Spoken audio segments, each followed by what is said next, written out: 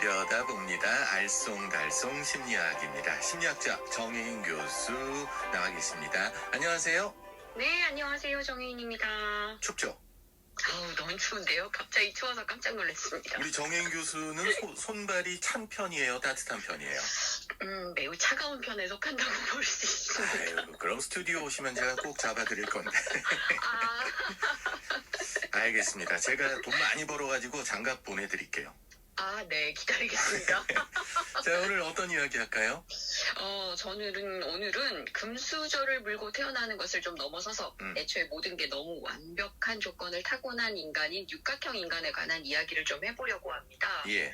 사실 지난번 2024 트렌드에 관한 이야기를 나누면서요. 저는 다른 키워드들은 뭐 그럴 수 있지라는 생각을 했는데 이 육각형 인간을 보면서는 숨이 턱하고 막혔거든요. 육각형 인간이요? 네네.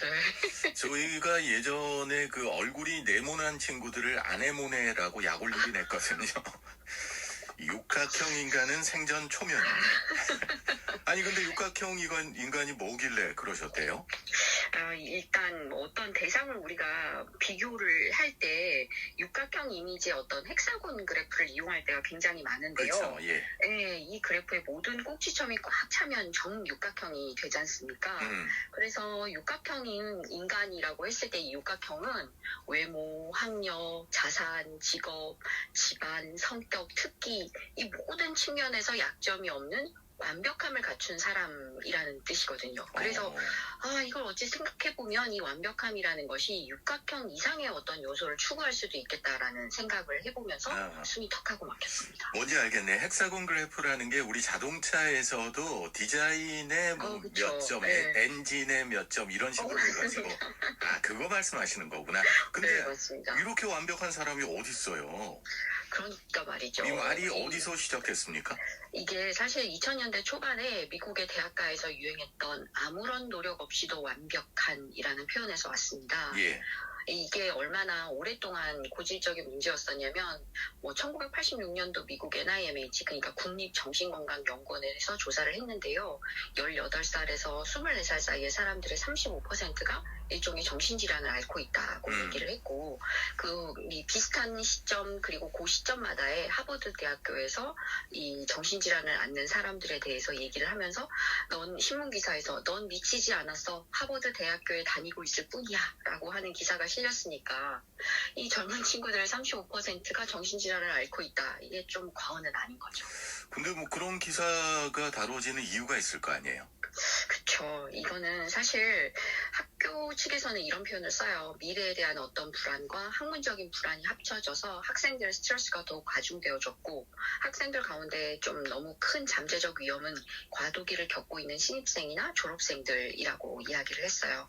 2004년도에 하버드 대학의 조사에 따르면 80% 정도가 적어도 1년에 한 번씩은 우울증을 경험을 했고 47% 학생은 활동이 어려울 정도의 우울증을 겪은 적이 있고 그리고 또 그중에 10%는 자살에 대해서 심각하게 생각해 본 적도 있다고 합니다.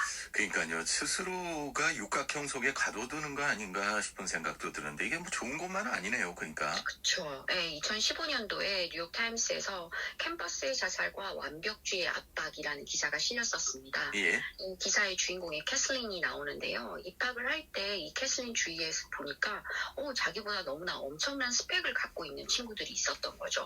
누구는가는 세계적인 피겨스케이팅 선수고 또 다른 누군가는 인텔 과학 경진대회 우승자고 이러니까 너무 주눅이 들었을 거예요. 그런데다가 강의실에 가면 여학생들은 그 아침 일찍에도 풀 메이크업이었고 캐슬린은 여드름이 고민인 20살이었고 이러니까 친구들의 삶과 자신을 비교하면 너무 자기는 정말 요즘 유행하는 영어로 오징어처럼 보이기에 느낀 거죠. 예.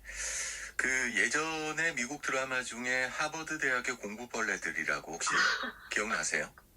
너무 오래된 드라마를 제가 안다고 하면 곤란할 것 같습니다. 아니 이거 하버드뿐만 아니고 보스턴 가면 다 이런 거 같은데 결국은 남하고 비교하다가 그런 거 아니에요? 맞아요. 그 당시에 이 캐슬린 다니고 있을 당시에 홀로렌이라고 하는 굉장히 매력적이고 재능이 많은 학생이 자살을 하는 사건도 일어났어요. 예, 극단적으로. 그러니까 예. 자살을 한 여학생과 캐슬린 자신을 비교하면 자기는 너무 살만한 이유가 없다고 느껴서 면도칼을 사고 사랑하는 사람들에게 일서도 썼죠. 예. 문제는 그 당시 한 13개월 사이에 한 6명의 학생이 자살을 했고 홀로렌은 그 중에 3번째였었다는 거예요. 이거가 이렇다면 이 정도로 여러 학생들이 뭐 극단적인 선택을 하고 이랬다면은 학교 당국이라든가 지역사회 같은 데서도 이 문제 심각하게 봐야 될 것 같은데요. 그렇죠. 예, 스탠퍼드 대학교에서는 행복하고 멋있는 척하는 오리 신드롬이라고 하는 게 있었습니다. 예. 오리는 수면 위에서는 우아하게 떠 있지만 발바닥은 수면 아래에서 미친 듯이 지치지 않고 움직이고 있다는 걸 말하고 있는데요. 네. 이렇게 아무런 노력 없이도 완벽한 사람이어야 된다는 압박감은 겉으로 보기에는 아무런 노력도 하지 않는데 똑똑하고 성적도 좋고 예쁘고 인기까지 좋고 이러면서 일종의 강박장애를 갖게 되는 거죠. 제가 들어보니까요. 이 육각형 인간이라는 게 존재할 수 없는데 그런 틀을 만들어 놓고 거기에 자기를 투영하는데 안 되잖아요. 그러니까 이런 거 생기는 것 같은데요. 그렇죠. 이 완벽해야 한다는 이 압박감이 불안이나 우울 같은 상태로 빠져들게 만들고 그러다 보니까 좌절을 하게 됐는데 이 너무 작은 좌절에서도 실수네 이게 아니라 난 실패자야 라고 생각을 하게 만드는 거죠. 그러네요. 그렇게 이제 스스로를 실패했다. 참, 보스턴만 떠나면 괜찮을 건데 왜 그렇게 낙인을 찍고 그런데요? 이런 부분들은 사실 자기가 스스로 나라는 존재 자체에 자기 인식을 하는 것이 없고요. 예. 그다음에 선택하는 능력도 없고 좌절에 어떻게 대처해야 하는지도 모르는 어떤 미숙함 이런 부분들로 인해서 벌어진 일인데 미국의 명문대학교 진학 입시 열풍의 폐해죠. 그래서 모든 걸 대신해주는 부모가 아이들을 어른으로 성장할 수 없게 만들고 마치 육각형 인간의 키워드가 말하는 핵심에 아무나 쉽게 가질 수 없는 노력의 가치 체계를 흔들어 버려서 노력을 매우 의미 없는 것으로 만들어 버린 것이라고 할 수 있죠. 이게 뭔가 집단 문화적인 뭔가가 나와야 될 것 같은데 1950년대 미국 사회에서 이른바 전후 세대들 그때 이제 상대평가가 미국에 처음 시작이 되거든요. 그렇죠. 그러면서 이유 없는 반항, 비트 제너레이션들이 나오지 않습니까? 네. 지금은 저항도 안 하네요. 또 좀 하여튼 시대마다 모습이 다른 것 같은데 아니 근데 드는 생각이 우리도 다르지 않을 것 같은데요? 맞습니다. 사실 지금 제가 쭉 미국의 이야기를 예로 들어서 말씀을 드렸지만 서울대학교에서 매년 이런 학생들이 늘어나고 있고요. 예. 이런 부분들로 인해서 심각하게 문제시 되어지고 있습니다.